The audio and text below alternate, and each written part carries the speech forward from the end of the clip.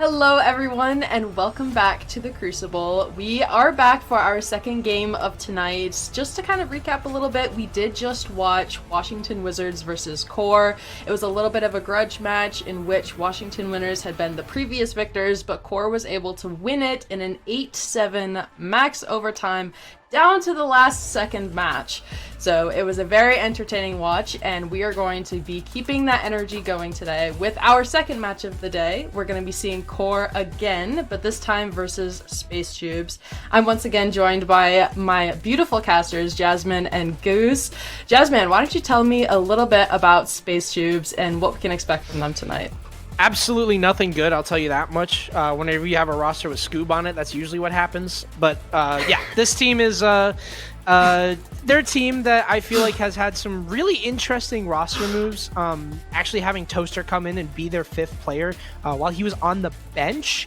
But there's a lot of players on here that have mechanical talent, and I think that the few that stand out to me, Volsper, Toaster himself, Scoob even.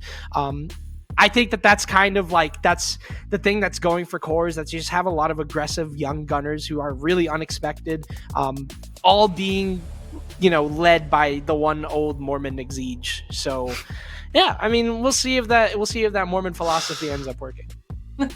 All right, sounds like they're going to be a pretty aggressive team tonight. What about you, Goose? Do you have anything to say about QoR, kind of just recapping the last game or anything new to expect?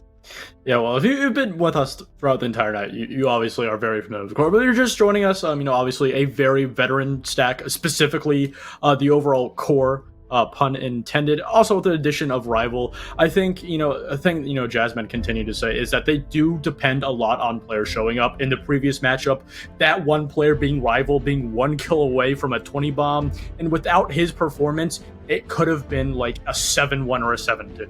And I think now going on to this second map for them, at least a back-to-back with a T3 schedule, it's an opportunity to try and fix those mistakes immediately, which not a lot of teams get the courtesy to have that chance. Yeah, I mean, they've got that high that they're riding, the adrenaline from winning the recent match, which could be a very different story if they didn't win that last round. So I'm looking forward to seeing them. And do you guys have... First thing I'm looking for is that map. QoR playing on Skyscraper, playing on a map that wasn't really that good for them, now going to a map that they absolutely are good at. So, or maybe going to a map that they're good at, rather. I actually don't know the map. So that's what I want to see, is if QoR are going to have a map pick that's, not a map that they're terrible at, maybe.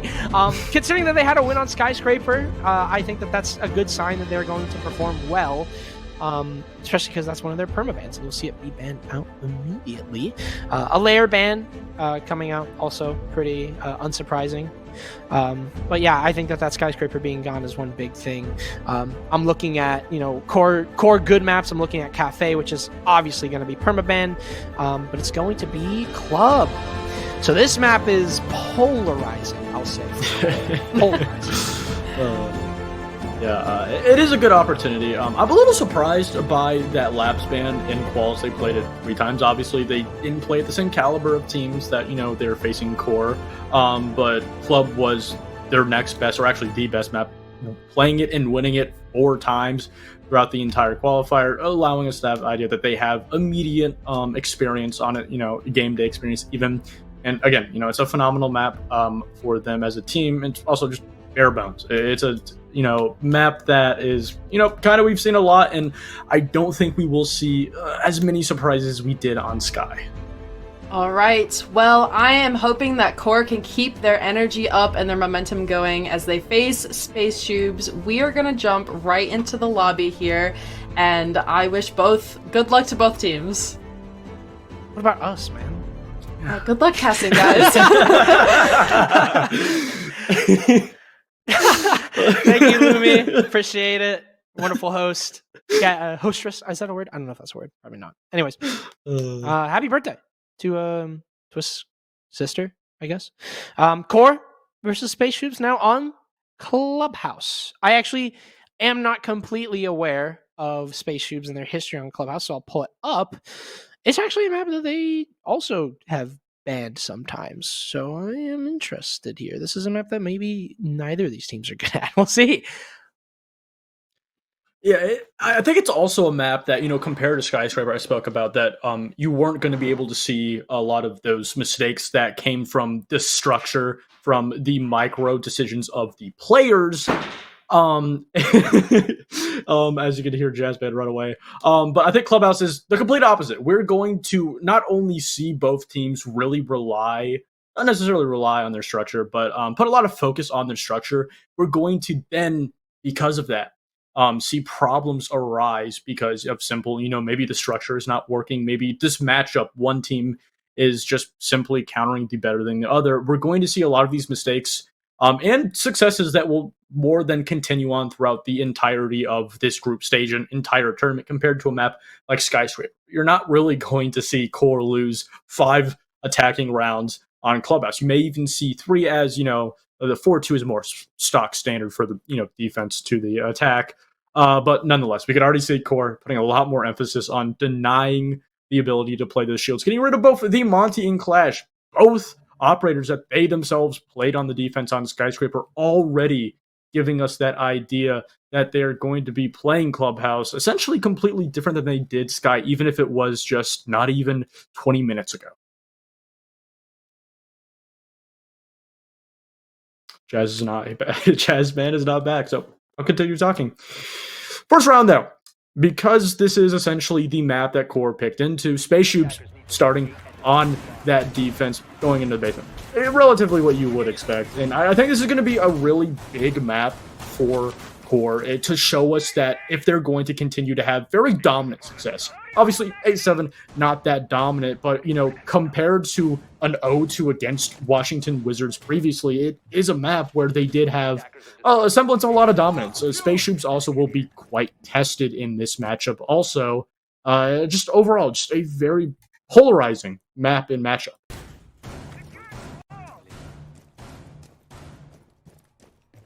Still not back. I'm still talking. I don't know if it is me lagging or if it is just the stream lagging. I'm just gonna wait until Jazzman interrupts me.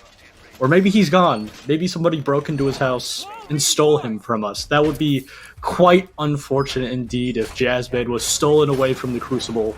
And even Element 4. He hasn't finished his time in Element 4. So, him being stolen away, kidnapped, would not be the best. But to start it out, relatively what you would expect. A lot of presence, or not presence necessarily, but focus from QoR on just that hard breach, having both an ace and a Hibana, relatively what you would expect. Again, his entire map will be essentially stock and standard. You won't see anything too crazy. It's really going to be up to the positions and how not only SpaceShoobs, but QoR themselves also, when they go onto their defense, plays the map and how they want to kind of traverse it and what problems they want to prop up for the other team. Exige, though, taking a little bit of damage. I'd say a little bit, but that's quite a bit of damage. Almost losing his life. Exige is, quite an interesting player. He is, that relatively, flex support player, that IGL role even, maybe sometimes bringing in that system. But he is a player that also, specifically on the defense, will play very aggressive in the overall stratosphere of just roaming in positions that he probably should not have been. So not only him losing a lot of health is going to be a good thing rather than a bad thing, because that was a position where he probably should have died there. But not only is he going to be able to retain his life, but he will also be able to retain that C4 in his pockets. Still, again, just a relatively slow round. Getting a lot of my cardio of just talking and using my voice in this round. A relatively slow round. All good. You're done. There we go. Thank you. Hello, everyone. I have frostbite. Probably completely to the point where I'm severing a toe. Anyways, SpaceShoobs and QoR. Actually, you can finish your point. I probably should have let you finish your point. You want to finish your point? Nah. You got it. I'll hand it back to you. Exige is on 1 HP. Well, he's not on 1 HP. He's on SpaceShoobs. But who's Gosling? Is that Scoob? Of course. I think. Yeah. Stupid guy with a stupid name. Who would have thought? Well, he's dead, and he should be buried in the ground. There he goes. Scoob is gone. And Hectic, though, getting traded immediately. Both the SMG-11 brothers actually going down.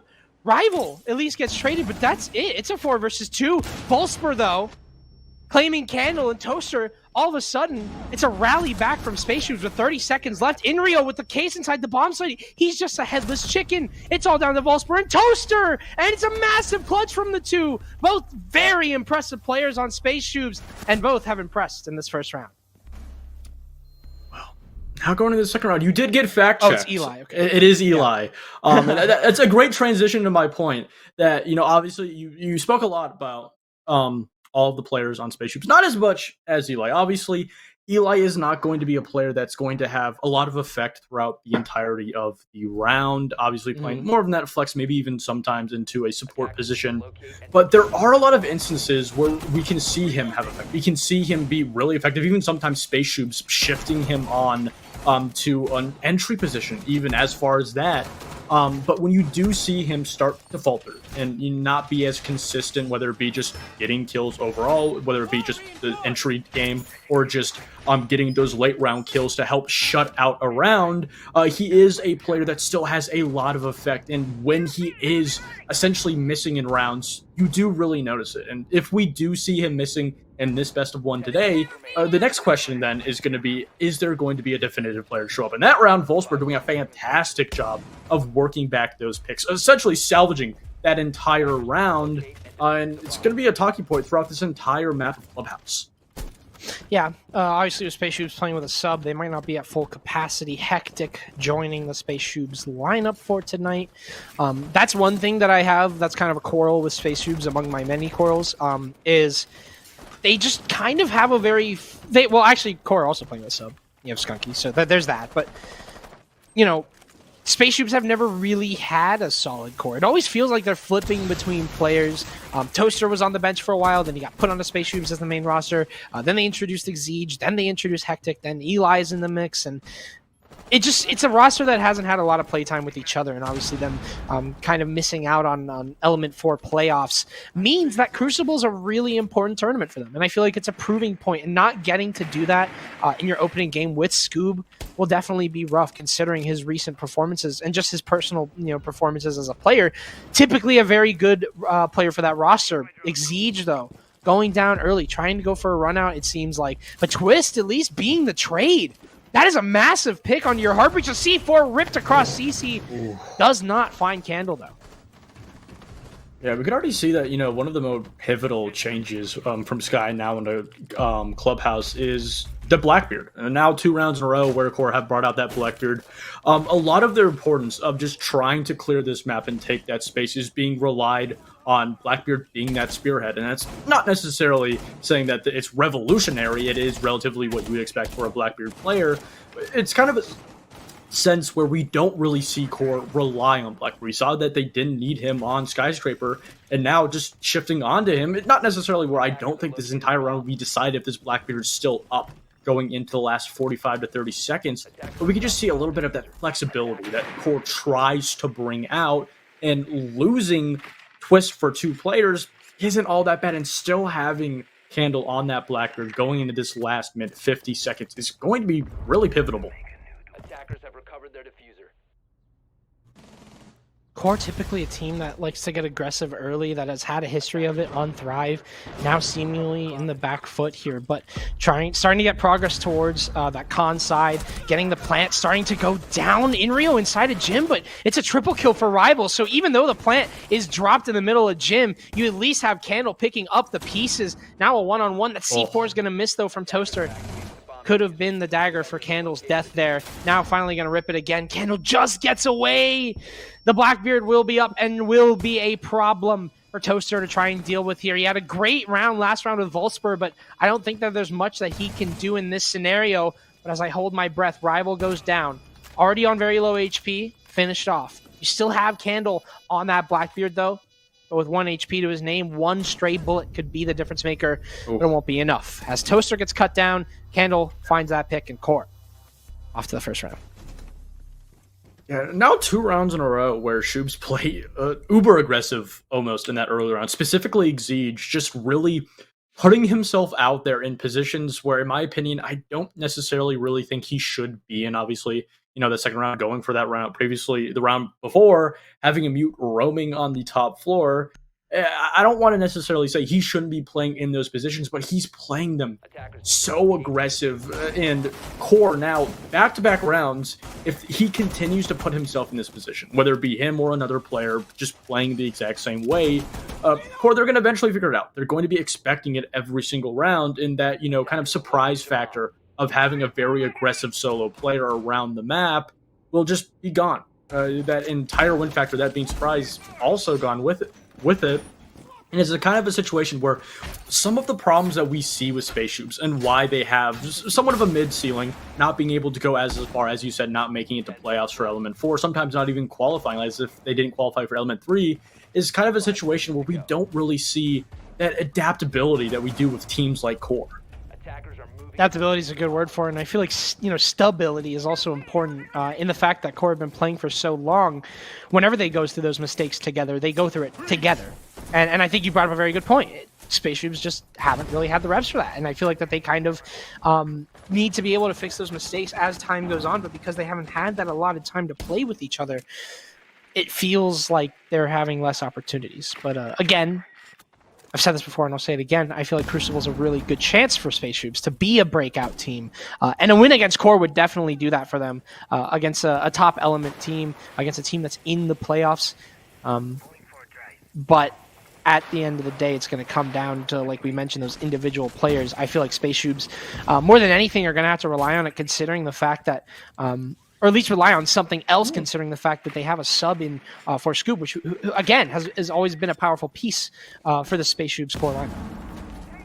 Yeah, and, getting that wall open with the Maverick is just such a difficult position. So the fact that QoR is able to get that with relative ease, even some T1 teams struggle with just getting that wall open, especially with a mirror on top of it, just allowing for them to just go through this map and get these steps done with ease, with relatively no problem, whether it be just mistakes from them or not necessarily a whole lot of pushback from SpaceShoobs, but, this bomb site itself kind of works with you as the defense have to just hold these pivotal positions like Raptors we're seeing. I really love the dock. It's kind of an exact counter to this, overall, style of just relying on the Capital bolts to push a player out. But it's kind of a situation where, SpaceShoobs are just going to have to do a good job of just playing the time, trying to make sure that they deny as much time. And a 1v1 trade is relatively exactly what they would want in the best scenario to come out of that. Red Shield's still up and no more rival to deal with it. You also don't have any more impacts on Candle, so there is truly no way to get rid of the shield if you're QoR on top red, so that could become a problem later on. But yeah, that was a pretty well set up well set up one there from SpaceShoobs. However, now QoR starting to make their way towards Rafters. Hectic, unfortunately, is not the dock and can't survive the fire the way the dock can. It's a kill for Volspur, but he's immediately traded out in that Raptors position. This is the core that I expected. Fighting aggro for these power positions and taking control. It's pure dominance on that Raptors side here from QoR, all thanks to that Capitao. Now it's just going to come down to Eli and Exige having to make a play potentially. Does he know that Eli's in that corner? Absolutely doesn't. It's a double kill for the Mormon Exige as well. The IAGL of this team can shoot back from time to time. And thanks to that, SpaceShoobs will win that 2 versus 3 thanks to good positioning from Eli on top red as well, winning his one, despite the fact that QoR had such a dominant upstream battle going up Rafters. They just weren't able to lock it out against those two pieces on SpaceShoobs. Yeah, that's exactly what I was talking about. Obviously, the bomb site forced Exige to play a lot more passive with his life compared to the 2 previous rounds. But Exige isn't a player, kind of like almost a Mike W, where they can get really aggressive in these isolated roams, especially on a map like Clubhouse specifically, and have a lot of effect. And not to say that, Exige is a bad player. He just has more of an effect. He has a better time shutting down those kills going into the latter half of the round, that 30 to 45 execution phase. And we've seen before, when you don't have that player, you need something to make up for it. Obviously, you had Volspur before, but if Exige lost his life earlier on, if he gave that first pick away, it would have been a 1v3, eventually a 1v2 if that pick over by top red. That would have been easy to deal with. Yeah, that's one thing I noticed a lot out of SpaceShoobs is that they kind of just give core opportunities to get that opening engagement. It feels kind of like a mark of inexperience, I would say, but I also just think that SpaceShoobs are really aggressive in nature and are always looking to get picks. Volsper's all right. I mean, you literally just... Nate 38 is outside of the building with 38 seconds on the clock, and he gets a kill on Candle. I mean, I guess it works. I'll just fucking shut up, I guess. Literally... I don't even know what to say. I'm actually at a loss for words. I'm at a loss for words. That is unbelievable. That literally, I can't believe that just happened. The fact he didn't lose his life either. He missed the shots. He had to spin back with the pistol. He had to spin back around the block, and he still didn't die. I mean, that's kind of Candle just kind of like laying there and saying, "You can have it, man." I mean, that's all yours. Like, there was really no contention there. Oh my god. Oh my god. I never thought that casting SpaceShoobs... It was always a bit, man. It was always a bit. I'm really good friends with these guys. You know, I never thought that casting SpaceShoobs would actually bring me despair. I guess it's not a bit anymore. We're blurring the lines a little bit, but man, Volsper, he's kind of just running around on the server, and I think that core haven't really been able to deal with that. We saw it previously against Washington Wizards in the last game. Core struggled a lot whenever they had aggro defenders in their face. That's what I think that SpaceShoobs can get away with here. I'm wondering if core are starting to backpedal just a little bit and get a little nervous because SpaceShoobs have been able to play for these picks so aggressively, and you'll see SpaceShoobs will immediately hunker down. They will rotate all the way to the basement and will not give up their pick just yet. Yeah, and also just losing such an impactful player like Candle. Obviously, he's not going to have a lot of useful utility to lead into this execution phase. You still have Skunky and Inrio with the Hibana and Ace. You still have Buck to get the vertical. But Candle is just a player that is the spearhead. He will create an opening in, a bomb site. He will get rid of that crucial player. And with that core, they're going to need to do something here. Well, the moto drop is going to signal that something, like you mentioned. Rival now just trying to extend his arm out a little bit, look for a pick, grab somebody on the SpaceShoobs defense, and he does just that. He finds a massive gap in the setup of SpaceShoobs as the triple wall is open, and both Volsper and Eli go tumbling down. Skunky now trying to get that plant down, but the black box will protect him, and in comes the swing from Toaster, but he's not going to deny it before costing his life. Hectic. Now in a 1 versus 4. He's got 2 gas grenades in pocket, but won't be able to use either of them. Core will get away with that attack, and honestly, SpaceShoobs just get completely undercut from that play from Rival. I mean, a huge blindside from SpaceShoobs, and I don't want to say that they went out of their way to turn their back away from Core, but it's kind of a situation where they just didn't really have enough focus on that, church wall. Just denying it. And this is another problem we saw with Washington Wizards, where core will go for a relatively easy execution to read, but their opponents just, whether or not it's just the inability to read into it or the inability to actually deny it, it's round after round where core go for these, not necessarily relatively easy, but the stock and standard. These are these takes where you should expect it, but SpaceShoobs just not expecting a couple of those positions, not expecting Rival to swing into it. And that's exactly why core picked up a player like Rival. Sure, he does have his passive being relatively inconsistent at times, but when he does show up, he is that player that can make an impact, that can create opening in a round when you don't have it. Losing a player like Candle, there was going to have to be someone who showed up, and leading all the way from Skyscraper now on to Clubhouse, it continues to really just rely onto the shoulders of Rival getting a big opening. Yeah, and it's a big weight to place on his shoulders, considering that he's kind of just been playing the game in his own way, right? Like, he's very... Oh my god! Eli! Oh, brother! One of the reasons why I like watching Eli is he'll actually just have games where he unironically is the unluckiest player in the world and will just die to stuff like that. That I consider to be a rookie move, though. That is something you don't die to as a T2 player. That is something that you need to be very careful of. The con window and the rappel up the garage, the pre-fire. If you don't have a castle, that is absolutely dangerous. And Eli will now have to heed that warning in death as he is lost early. That is a C4 gone. And considering that you have a heavy focus on these C4s, with both Toaster and Hectic also bringing them, that could be a big loss to SpaceShoobs and their strategy. Yeah, and it's another one of those situations where SpaceShoobs, when they're in the man deficit going into that, latter half, the execution phase, they really struggle. And not necessarily a factor where they need to rely on having all 5 players, but there are a lot of rounds where they will struggle of losing that man, especially on the defense. Having the attack have that just one man advantage allows for core just be a little bit more aggressive, go for a swing that they could be punished for. And again, on top of that, still having Candle not only alive, but on the Blackbeard as a safe spearhead, a player who can just really poke his head out into the bomb site, whether it be just completely clear space or just get enough info to say that this spot is clear, that we can go for the plant here. Simply having that shield just allows for him to just do so much more than any normal player really can. Yeah, Shield's been very effective here. I feel like Candle's been a pretty good representation of how to play Blackbeard in recent moments. But I also think that, part of being a Blackbeard is that you place a big target on your back. Full spur again! Nate 38 gets crazy, and Inrio at least shuts him down. But that is a massive play. Rival and Twist are gone. Ace is dead. The Flores is gone too. That's a lot of utility now gone from Core Gaming's lineup. And all of a sudden, Core now having to shift focus to filling that metal balcony position. It seems like it's not thwarting their execute, though. With 30 seconds left, Inrio is positioned outside garage window with Case, ready to try and make that move.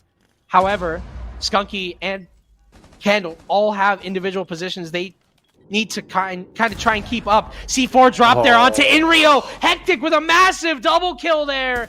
Now Skunky finds himself wondering what the hell just happened as his entire team gets blown to smithereens. Exige will do the final remarks for Skunky and Core. Bounce back in this round.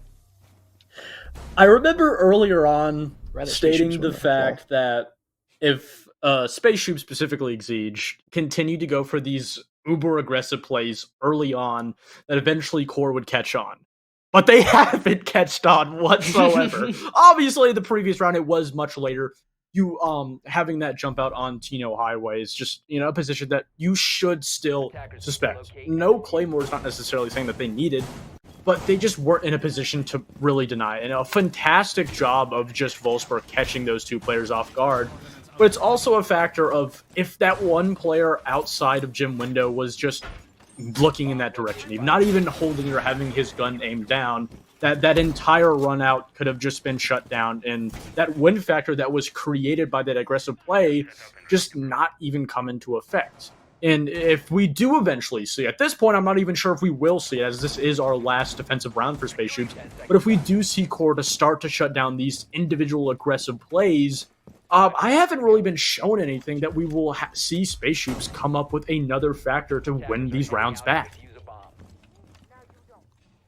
Yeah, it just kind of feels... It feels a lot like the Core syndrome, right? Like both of these teams kind of just suffering from their individual players' talents. And I think that's...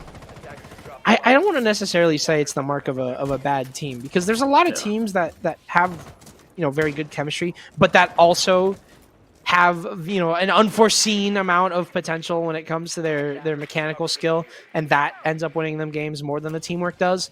But I do feel like sometimes with Core specifically, it's their individual positioning that really hinders their performance. Rival, very hit or miss player in the regards of he'll make a play like this where it's very aggressive. He's getting droned ahead, obviously. Like this is pretty controlled, but I just mean more so he'll get into a position where he's lurking on the other side of the map, trying to make a play happen, and he dies. And it's kind of just like, well, what do you do after that? It doesn't happen often, though, with Rival specifically. Very good player. I think mechanically he wins a lot of his 1v1s, which in specific helps with his play style. But whenever he doesn't, you kind of have to rely on the backbone players like Twist and Inrio to try and pick up the pieces, which they kind of just don't at some points. But still have another Core attack on Clubhouse to work through. And we can see that in the very last round. I really love this, play and read from SpaceShoobs that they don't need to get over aggressive. That Core will eventually waste a little bit of their time trying to set up this vertical, just try to set up the execution. Whether or not Core are able to get the bomb down, a lot of this focus is just the entire round falling down in this win factor, just trying to get the execution off. Exige in a very dangerous spot, completely alone with both a blitz and a buck in front of him. He's going to need to choose his ones very carefully. Exige needs to try here, but he will, and it just won't succeed. Twist with 2 there. I don't even know how he killed Volspar. I couldn't even see that, but now there's 2 players dead inside of dirt. Don't really know what we're doubling up dirt for. Interesting strategy, Con. Didn't work out in the slightest. Now SpaceShoobs find themselves with a blitz in their face. Twist finds the triple off the blind from Rival, and now Rival just looking to run down the last 2 all on his own. But Hectic, I mean, you're literally Tubarao, but I guess he just kills him with a knife and a pistol. But that's all he has left. He's in a 1 versus 3. Twist is down. Skunky gets his first kill.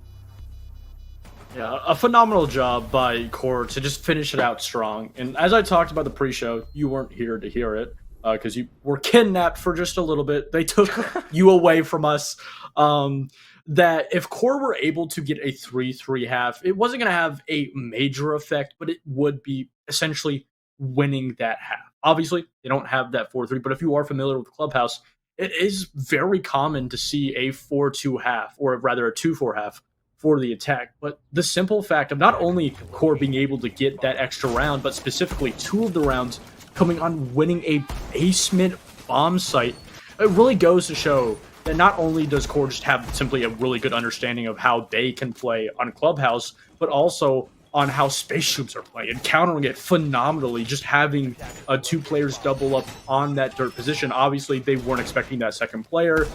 Twist just winning his ones, but they were able to identify these gaps and small problems, these spaces that are relatively soft and that SpaceShoobs are not really prepared for to deny, and they have the coordinating aggression and, support for, whether it be just, that attacking utility or simply just an additional player behind that blitz. They've done a phenomenal job at reading and countering SpaceShoobs. Now SpaceShoobs going on the attack here. Clubhouse, obviously, back and forth, tug of war, sides, they matter, but there are teams that can win on attack, even if they aren't, typically proficient at attack on Clubhouse. Kind of just saying that Clubhouse is a balanced map in the sense that while it might lean one way, you can still win on attack. It's not like Skyscraper, the game we just got off of here. But attacks are going to be a lot hard whenever you don't have your buck. Toaster, who I highlighted as a player that I wanted to watch and see him kind of stand out, stands out as being the only player in the lobby that is currently dead, and he is on buck, which kind of sucks considering that was your hard breach charge as well as a bit of your soft destruction. Now you're just gonna have to rely on Hectic, and Volspar now going down. Actually, a player that has been showing up, and the ace now gone. Now in place of it, you're gonna have somebody who needs to get aggressive, that needs to make a move, and that player is going to be Eli on the Ash on this blue position. There wasn't a player here before, but with that barbed wire being punched out, more than know his position over here and deny that, kind of space taking without them knowing. That surprise factor now gone, and another opportunity taken away from SpaceShoobs. Their opportunities and their man count in this round continues to dwindle down one after the other, but Hectic is able to find one. Exige and Eli just explode. 3 kills there from SpaceShoobs. All of a sudden, Core have just lost their hand on this round. I'm not sure how that happened there. Almost a pick from Eli as well. A very important pick going into his hands, but as Skunky dies inside a short, he at the very least gets his reprimand, and now it's all down, or I don't even know the word I was just trying to say. I don't know. It was a real word. But anyway, Twist is dead. Hectic. I mean, I was really scared whenever the ace and the buck were the first to go. That's 2 key operators for a church, stairs or a kitchen take, both taken off the board. But still, SpaceShoobs, thanks to that triple kill frenzy out of SpaceShoobs, just managed to completely walk away with that round that they should not have won. Now a 3-4 game. Core, if they get battered on this attack, if Clubhouse goes in the way of SpaceShoobs on this attacking half, things could get really detrimental here. I think QoR needs to start to find their stride and kind of force their hand on this clubhouse defense. Yeah, it's also kind of a sense where, you know, I talked about before Eli having a major effect. In that round specifically, only got 2 kills. You know, without the context, that may sound not that impactful, but those 2 kills not only opened up the entire round and gave an opportunity for that third to follow it, but it is a situation where you see a player go individually huge, whether it be throughout the entire round or a small situation like we saw Eli in the previous. But now the question is, when you don't have a player, when you lose 2 players, then lose a third, you don't have Eli showing up, and QoR continues to shut down, then what happens? Is there going to be another answer for SpaceShoobs, or will QoR start to snowball? But again, as you said before, they are the team that needs to answer back after losing their very first defense. Yeah, and SpaceShoobs, kind of the underdog story here for this team. A team that has a lot to prove, and I think also has a lot of fans to prove too. I mean, they have a very loyal fan base, constantly cheering on the games. I always see people talking about SpaceShoobs, very popular team in T3, T2. But yeah, this is their proving grounds. They're playing up against a tier 2 team. They're playing up against a team that, you know, by all accounts and logic, they most likely would not have beaten if they matched up against them in Element, right? So that's kind of what I'm looking at here, is that this is a matchup where it's very clear who the winner should be, right? QoR, wealth of experience, upper echelon tier 2 team. They've made waves in the scene, or have been trying to, but have had a little bit of struggle for a long time. Since their time in Thrive, it's been very steady improvement from this roster. It feels like at some point it has to come to a head, but a loss against SpaceShoobs, that could be detrimental to QoR, but also very helpful for the SpaceShoobs roster. Oh.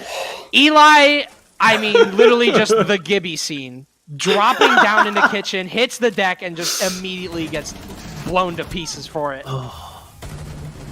Toaster, though, is able to find not only 1, but 2, another impactful player. On top of that, Exige able to potentially get this bomb down to C4, though, from Skunky. It's all starting to fall back, but Volsper is able to shut down Rival with that retake upstairs. And now, sure, they don't have the bomb. They don't even have control of it. It's just lying in the middle of the bomb site, but they do have that 1-man advantage to buffer it. Well, we've seen SpaceShoobs in a position similar to the one that QoR are in now. Twist and Skunky in a 2v3. Last time around, SpaceShoobs were successful on this. Can Twist and Skunky replicate? C4 blown. That's the last of it, though. Skunky, no more C4 remaining. QoR now battling here in a 1 versus 3 as cut down from blue. Hectic actually making his way down secret. Now has Twist in a 1-on-1. Manages to scoot by blue rotate, not before getting tagged up just a little bit. Twist might have actually found a gap here, but Hectic wins an all so important 1v1. And now, things are starting to get pretty dire. QoR, 5-3. I mean, this is really just not going in their way. And that's also after getting the very first pick. Obviously, you weren't able to get back-to-back this round, but then just letting a player slip by your line of sight and slip by the crossfires being set up on that bomb site.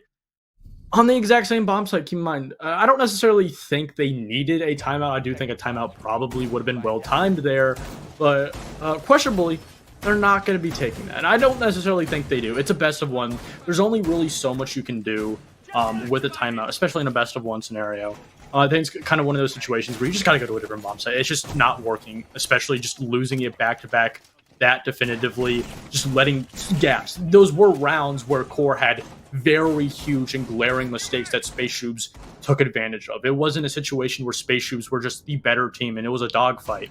It is a situation where just, in my opinion, QoR really did just play that basement bomb site relatively poorly, especially to what SpaceShoobs were putting up. And also after, Eli was just doing the Gibby impression and lost his life. I don't even know where he was looking at when he was falling down. But again, it's like they're giving these opportunities to QoR, and they just really haven't been able to take advantage of them on this defense. Well, there's one advantage at least for QoR. As Eli, I mean, I'm telling you, man, he's just one of the most unlucky players I've ever had to cast. Like, This guy will die in the most ridiculous scenarios in human history. We saw the Gibby play that last round. Man, I just want to show my personal appreciation for how much I enjoy casting Eli. Not because he's good, but literally the opposite. Like, he's my favorite bad player to cast. I'm kidding. People don't know the lore. People don't. I like these guys. I like the SpaceShoobs guys. But Eli being dead first on the Hibana, not a great look. Still have the Maverick and the Ace, so not exactly too worried about that. But that is going to mean the castle barricades aren't going to be, easy opening here. They're going to have to expend a few of the Flores drones in order to get rid of those.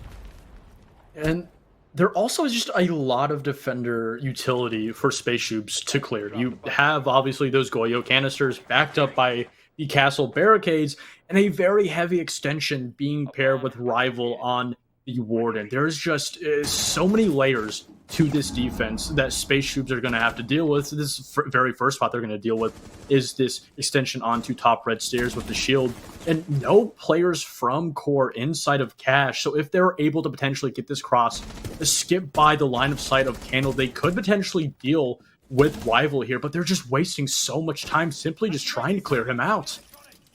Yeah, and he's, like you said, wasting time. Even if he dies here, it might not matter, though, as he almost got a pick, but partially that EMP, getting rid of the site might have helped there. SpaceShoobs now claiming 2 bodies and starting to storm their way towards cache. It's a big piece of map control to be taking, but with 2 minutes now burned on the clock, thanks to Rival on top red, Core, at the very least, in this disadvantage, have the clock to look at as potentially their 6th man in this round. Time is ticking. Inrio has a C4 to deny plant with as well. If he's able to stay alive with that key piece of utility, anything could happen. SpaceShoobs with literally not much time left to work with, just now getting the jacuzzi wall open, are now going to see a mirror window staring them in the face. This isn't something that you can be discovering with 20 seconds left in the round. You have to start to go in and get this plant down. Exige preparing himself outside of gym window. Inrio going to be waiting for him with that C4 in hand, and then with nobody inside a jacuzzi, the C4 gets thrown too early, but it doesn't matter as Twist gets 2, and Inrio with the burn manages to find 1. It's all down to Hectic, and he simply doesn't have enough time. Core will secure that round now, 4-5. A round that almost looked similar to the 2 previous, in a round where I really did think, before that execution phase at least, that we were going to see 3 rounds on the attack completely uncontested. But it really did just come down to that execution phase falling apart, letting that C4 split, not fully understanding the positions of those last 3 defending core players. And because of it, they let that lead, they let that 2-man pick over all the way by Cash slip out of their hands. And now that not only allows for core to finally get their very first round on the defense, but also on top of that, go back down to a bomb site that they previously lost 2 rounds with a little bit more confidence and a small bit of an understanding of how to deny SpaceShoobs that time. And I think that's a phenomenal point that we didn't really touch on previously, is that when SpaceShoobs went for the execution, even with that man deficit onto the basement bomb site, they had a lot of time to play with, and it allowed for them to just kind of play passive, wait for core to rotate their positions, and strike when they spot a gap. And if core are able to deny that time, deny that reaction from SpaceShoobs, we could see them tied up in this round.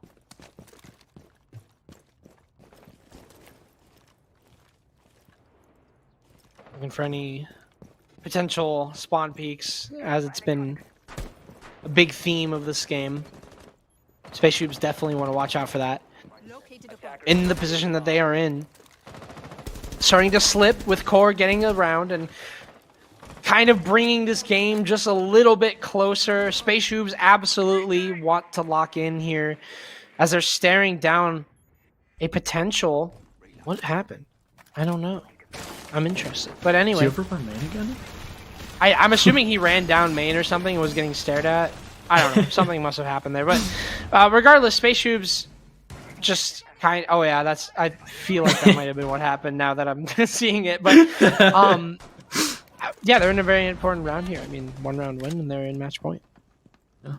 It is very pivotal, and this is another, you going through this group stage, SpaceShoobs is going to have to play a lot of really great teams. The Crucible, just a very stacked event overall, and just simply beating Core, especially as your first game, getting them just rid of, essentially, early on, is just going to allow for SpaceShoobs to take a lot of pressure off their shoulders. But there's still, just in this round specifically, not only in this matchup, just so much to do. Core have given them essentially all of the map control, forcing SpaceShoobs to go into that execution phase. Core doing a phenomenal job at realizing that they don't really have to apply pressure early on, that they can allow for SpaceShoobs to kind of boil in their own water, boil in their own stew that they have created for themselves. But on top of that, this gives SpaceShoobs, again, for the third time in a row, attacking this basement bomb site, a lot of time to work with, to just drone out, figure out the positions and where the defender utility is, and then decide where they want to strike. Hatch drop is definitely an avenue that they're probably looking at there, but Eli again opening Dest. SpaceShoobs have lost their IQ. They have lost the man that could potentially spot any incoming C4s on the floor or any Valkyrie cameras inside the site. It's an important loss. But regardless, it really is just the man count that matters most. Now Core can back up and play their own game. They have 36 seconds left. 2 C4s to their name, and Skunky is still stalling out inside of dirt. SpaceShoobs have expended all of their Grimbees trying to get in, and they haven't been able to. The drop from Volspur is all for naught as Rival is just deep in. And that plant's going down, but it's immediately denied by Rival. A second kill on him through the AK racks. Core have completely taken this round into their hands. It wasn't even close as we're staring down a flawless. Hectic makes his way down long and is cut in half by Twist, and Core now split the difference 5-5. A phenomenal 2 rounds to answer SpaceShoobs in their 2 rounds previously. And I'm really glad because, after those first 2 SpaceShoob rounds, I really kind of felt we're in a situation where Core was just getting bested. But it's more of a situation where they just needed a little bit more time to settle into that defense. But coincidentally enough, I spoke about how Core should have taken their timeout after losing 2 rounds. But now that SpaceShoobs have lost 2 of their own, they're taking their timeout, relying on this to break that momentum, take away a lot of that pressure that Core has built up in these previous 2 rounds and figure out their problems. Because those last 2 rounds, Core did a phenomenal job of just figuring out the attack, of just denying a lot of space without having to use those player bodies and forcing SpaceShoobs into a very uncomfortable execution phase. And SpaceShoobs using this timeout to figure out this problem and remove that ability for Core to read into them.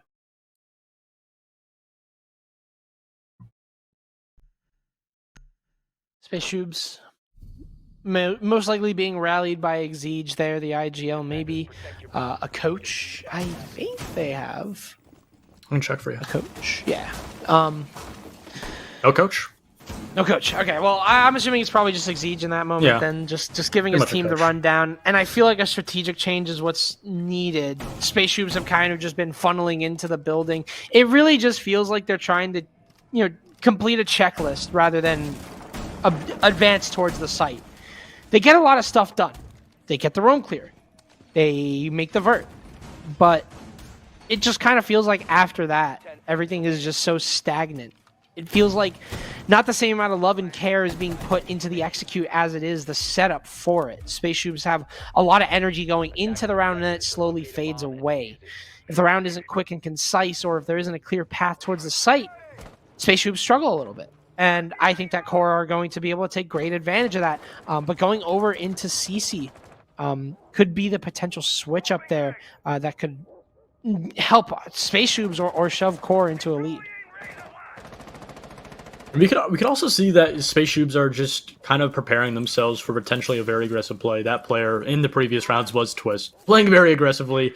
2 rounds getting Eli very early on. This time he will be able to survive for just a little bit longer. I don't want to jinx him as of yet, but I do really love the focus from SpaceShoobs on just getting this CCTV wall very early on. So it's not a problem that they have to really scramble to deal with later. On top of that, using a lot of utility, both a Maverick, an Ace, and a Thatcher on top of it. And they also identify that Rival is playing downstairs over by this meeting and bending position. But on top of that, if you look around the map, there's just so much for SpaceShoobs to deal with. It's just an onion, layer after layer of this defensive setup coming out from QoR.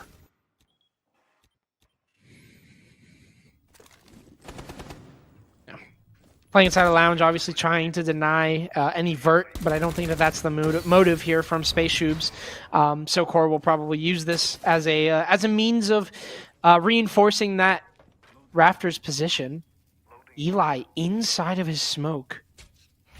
If he doesn't try and find Candle, he could potentially try and find the player inside a lounge, but Eli dead first again. Hectic and Exige, though, managed to claim 2 back. That's Candle and Skunky dead. Importantly, that is your Wilmai dead. Candle was the player inside of Raptors. Candle was the player that was denying SpaceShoobs utility.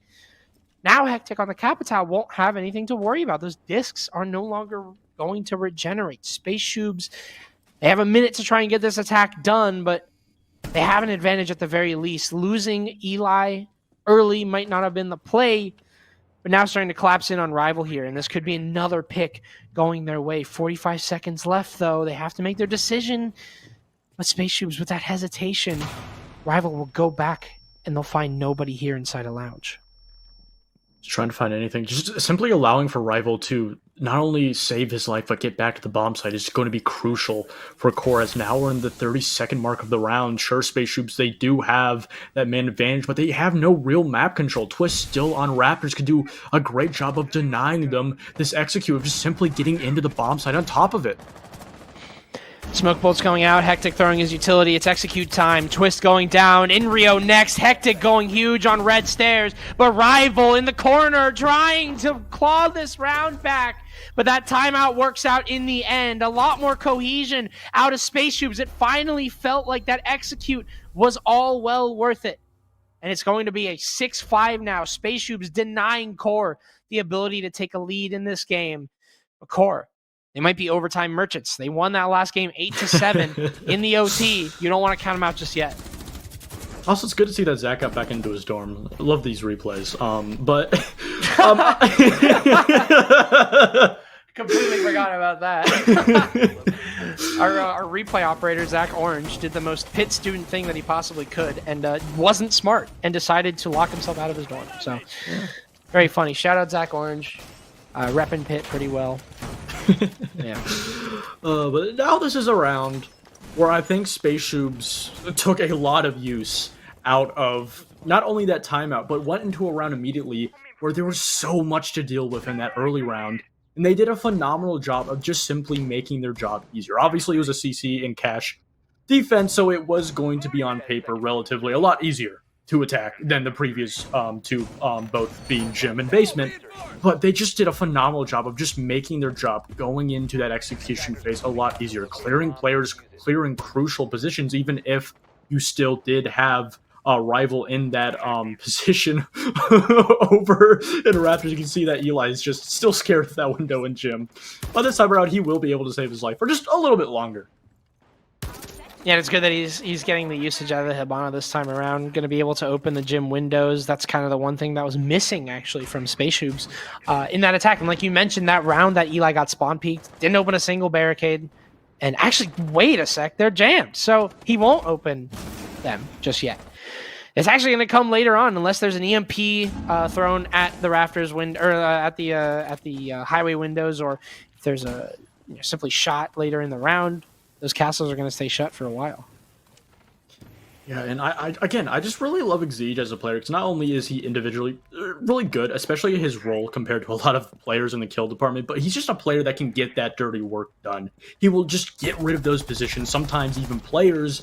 That takes a lot of work that some players don't really want to put a lot of effort into. And on top of that, being an IGL, being a team player that can just really rally his team, make sure that they're on the same page, adds a lot of depth to this roster. And we can already see just working so many different spots around the map, making sure that they can attack it multiple different directions. He was stuck and Candle with another. Oh no, this is like one of the most crucial rounds in SpaceShoobs. Like, I mean, this is such an important game. It's against QoR. It's against one of the strongest opponents in Crucible. And you have to TK your Thatcher because he's stuck. Full spur dead too. Oh. And all you have left are some phalluses on the jacuzzi wall. There's an opening there, but not much. You only have the peek holes and that little crouch hole. So with a minute remaining, QoR now in the man advantage, now in the driver's seat because of those unfortunate circumstances. SpaceShoobs now suddenly find themselves in an awful spot. But if there's anyone that can do it, like you've been mentioning, Exege's been a powerful player. Hectic as well, showing up big, subbing in. Didn't really do much in the beginning half of the game, but later on was massive. He has 30 seconds left to make something happen. Exege, however, going down. It seems like things are going from bad to worse as it's a 2v5. Hectic trying to get in through Logi, but he's completely cut off by the fire. And as Eli goes down, QoR Gaming will get away with bringing us into overtime in probably the one way that SpaceShoobs didn't expect. What a heartbreak of a round, really. Just so many things not going their way. Obviously, Twist getting that second kill wasn't unlucky, doing a phenomenal job of shutting down that player, but losing not only just Eli, who can be a very critical player in that later half of just getting those kills in that execution phase, of just creating an opening, but also just really kills the momentum of the entire round, kills the mental of the round even at that too, and it gives a buffer. And now, the very first two games for QoR have been in overtime, and that overtime merge point that you made could still be into effect. And on top of that, out of the 3 rounds, 2 of them, they get defense and just a phenomenal understanding of not only QoR's own strengths and how far they could really go, but just having that buffer, having that, defense 2 out of the 3 rounds to fall back on if you go into overtime is just a really good one to have. SpaceShoobs not really being as lucky, but again, just having a really good overall attack, both teams going 3-3 on it. Yeah, it's been a very balanced game indeed, so there's really no way to call favorites just because of the half choice, just because QoR have defense.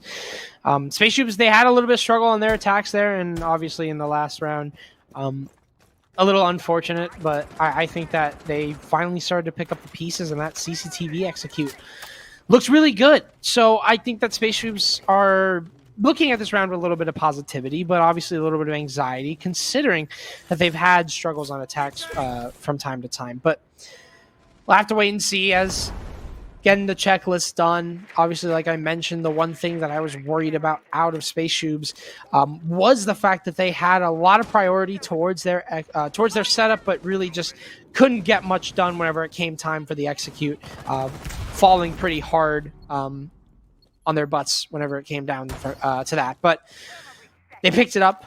That criticism now kind of shoved by the wayside. Exege calling that timeout or whoever it was, kind of bringing SpaceShoobs back into line. And I think that that's going to be the main thing to focus on here, is if they can, push that spearhead in once it comes time for that execute. Yeah, I really love Hectic on the Blackbeard and how he's specifically using it to just clear out this position in What the hell? Missing his shots, but somehow Skunky, in the worst versus worst, somehow came out the worst player, and giving that buffer, giving that entry pick, and not only that, but he can continue to play relatively safely with that shield being in front of him in this dirt position. Not only does that apply more pressure onto QoR on the bomb side, but it allows for SpaceShoobs to do a lot of work, not having to really focus, having an additional player, having to worry about that dirt position, because relatively Hectic should be able to at least apply pressure on his own, especially with these nades in his pocket. Nade tossed back AK, rolled in front of the shelf somehow. Rival, however, will be completely safe. Hectic not really being able to take advantage of those nades. 45 seconds left. QoR now starting to get encased into the bomb site. The man advantage will grow even larger. C4 ripped all the way over to Exege, though. It's a beautiful toss, but things are going from bad to worse for QoR Gaming on this defense as SpaceShoobs still manage to find a way as they just carve a path into sight. QoR now on match point swapping over to the attack, and SpaceShoobs with a successful basement defense. Basement attack rather. Yeah, yeah, and I talked about how important having that 2 rounds on the defense would be for Core. One of them losing it out though, and obviously, we talked so much about Hectic on the Blackbeard. He obviously did have a lot of effect. But again, another instance where SpaceShoobs had relatively a lot of time to play with in that execution phase of the round. 45, eventually leading to the round ending at 30 seconds. And it's really pivotal because if you notice, that entire round fell down to just killing that last player. That diffuser never went down. And if Core was able to waste just a bit more time, it could have been a situation where there was 2 to 3 seconds left on the clock. That diffuser goes down. They weren't able to find that last player in time, and the round is lost. But because they had that extra 25, that extra 30 seconds on the board to work with and play with, they were able to make those mistakes. They were able to lose Exige on the plant and still have time to find out those last 2 defender players. And it's a phenomenal job and something SpaceShoobs really sought out to fix after Core were able to deny it.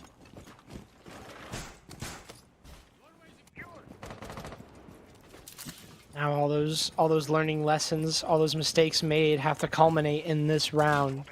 SpaceShoobs find themselves at a very important position in their Crucible run, playing against a team that you would most likely see in playoffs. Core. Now being in the lead, I think that SpaceShoobs have had a lot to prove in their previous endeavors. Obviously failing to make playoffs an element. There's never really been a line for SpaceShoobs. I feel like there's never really been an expectation. I feel like you would think that you'd want this team to do good. I mean, you obviously want this team to do good, but you'd expect this team to be good. Yeah. But you'd also be like, oh, I can understand. Maybe they're a new team. It always just feels like you really never have an expectation for SpaceShoobs, and now they're starting to set one. I mean, the key word of the day, Goose, identity. SpaceShoobs are building their identity here. If they can go into this league, if they can go into Crucible after their failure to make playoffs an element and prove a point by beating Core, a team that's in playoffs, it could be a very important victory for them. Yeah, and again, just a phenomenal job here. Going back onto Core now of just working this vertical, just working this pre-round before you go for the execute, and on top of that, being able to shut down Eli. Obviously wasn't going to have a whole lot of an effect aside with his Maluzis being placed down, but again, it just gives that buffer. It allows for Core to now go into this execution with a man advantage, and Hectic trying to do his best to deny this space inside of dirt from being taken. Only having a blitz. Sure, Rival does have a lot of effect, but with no one behind him, he's able to play relatively safely with these smoke canisters. And Rival going to back off, respecting the smoke, not wanting to find out what's on the other side. If it's a shotgun or if it's 2 players, he has no idea until a drone goes down. And Core starting to slowly figure out intel and also starting to plan something, clearing out that dark spot, clearing out a spot for Skunky to go for that plant. As the fire finds itself gone, as it finds itself dissipated, that drop is going to happen. Flash is coming through blue. Plant starting to go down here. The protection from Candle on that shield. Blitz now making his way over to AK's. Rival having a one-on-one. Loses it to Hectic, but Hectic goes down. Plant as well. Volsper and Toaster, they're in the exact same scenario they were in at the first round, where they're in a 2 versus 3, where they're on Goyo and Mira.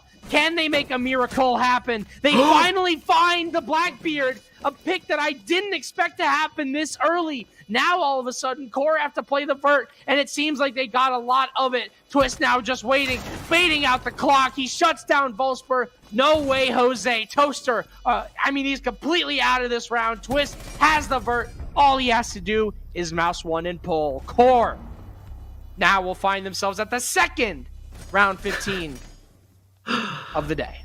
And we've talked about just how relatively even this entire match has been on Clubhouse. We even, kind of predicted it a little bit in the pre-show, understanding that both of these teams rely on a lot of the factors, have a relatively strong core and theory of siege and identity that they have created. Obviously, SpaceShoobs having a stronger identity that they fall behind compared to Core, but also relying a lot on those huge players.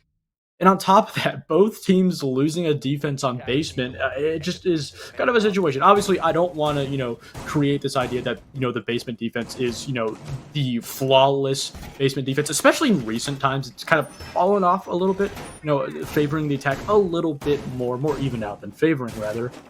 But it's kind of a situation where both of these teams are just so evenly matched. And it's those small decisions, the inches that may change for either team that will really win this out. And again, just QoR having a very long day. Only 2 best of 1s somehow has somewhat felt like a best of 3 for them. Yeah, QoR in their 30th round of the day in the past 2 hours. It has been a gauntlet for this team. But I feel like you wouldn't want it any other way going into playoffs.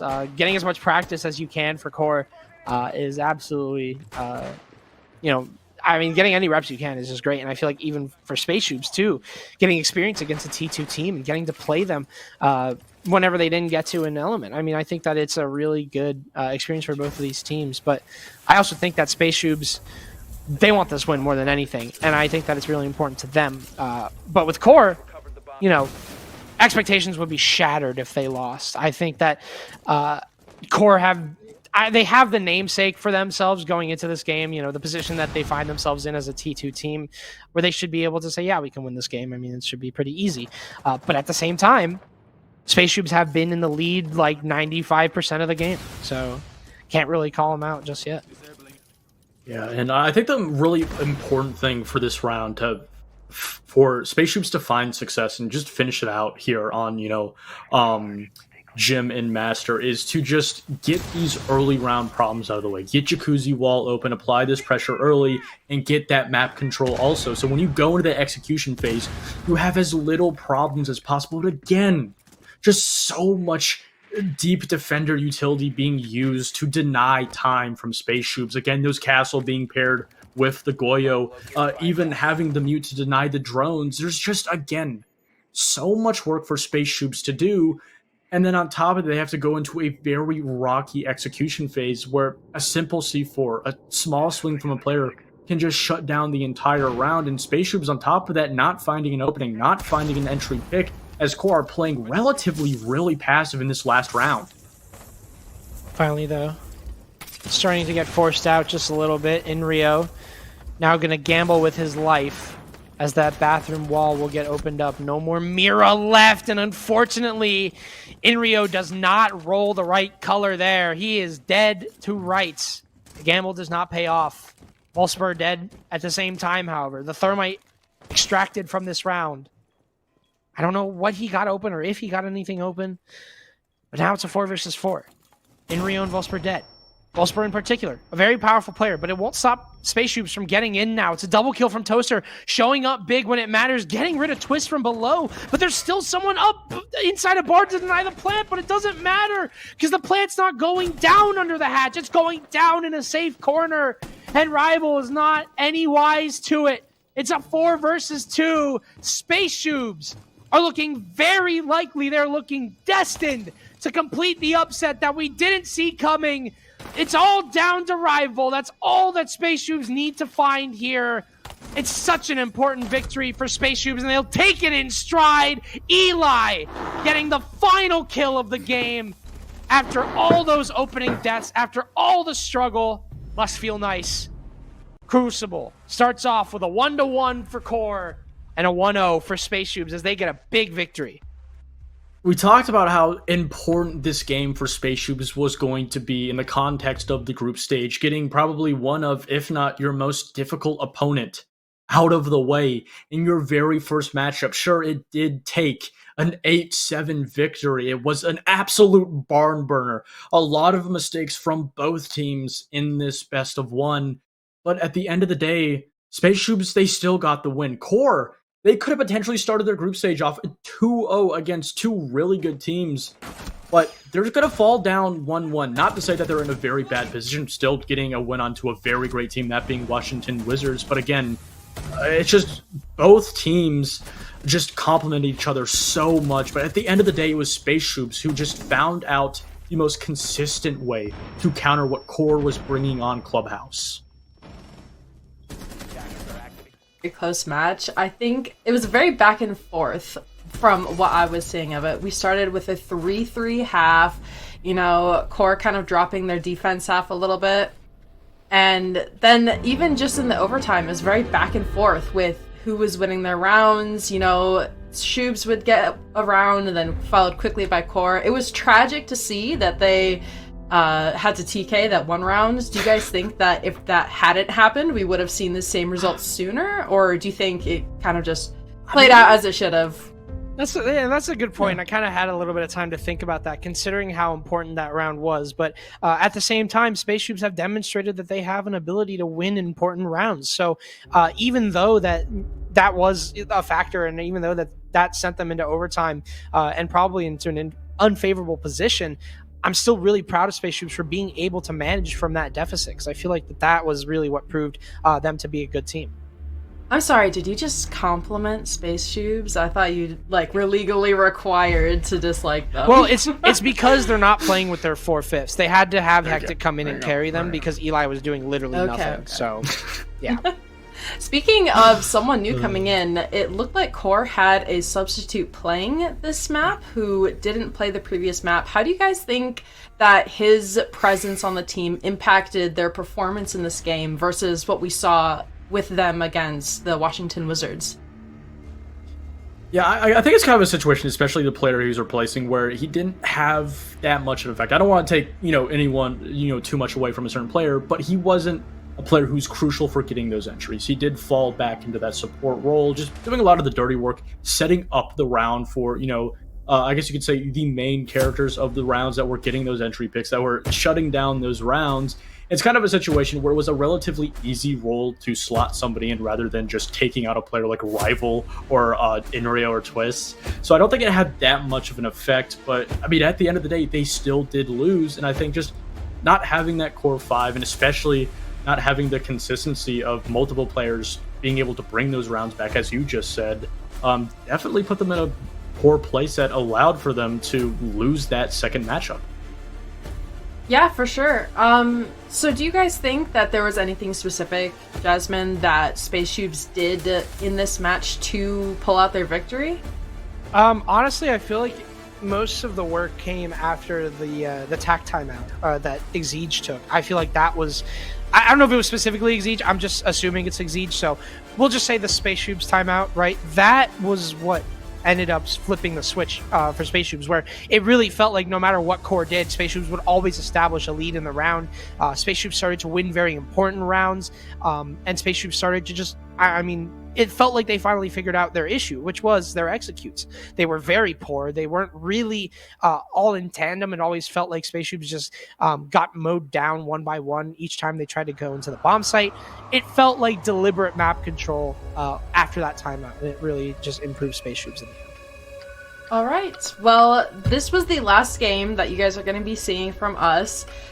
When we come back from this break, you will be with a new host, being Whiskey Glitter, along with Chaka and Fellow on the cast. So that is it from us for tonight. If you guys have any last minute thoughts on the games or any parting remarks.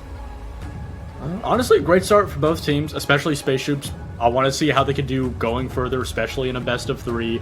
But I think, Core going 1-1, not getting that 2-0, and then SpaceShoobs getting a very close victory shows a really good sign that this Crucible group stage and an event as a whole should be relatively close.